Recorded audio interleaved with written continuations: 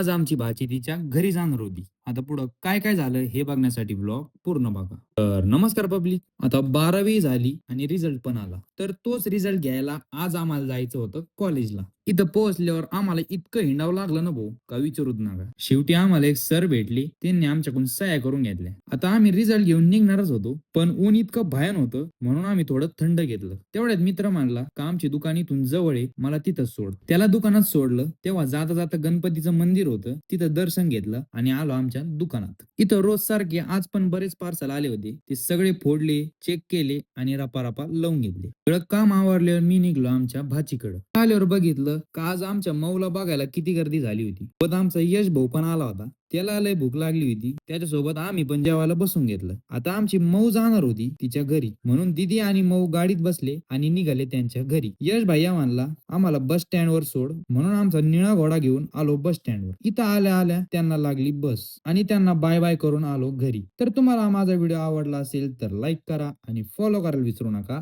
Ram Ram.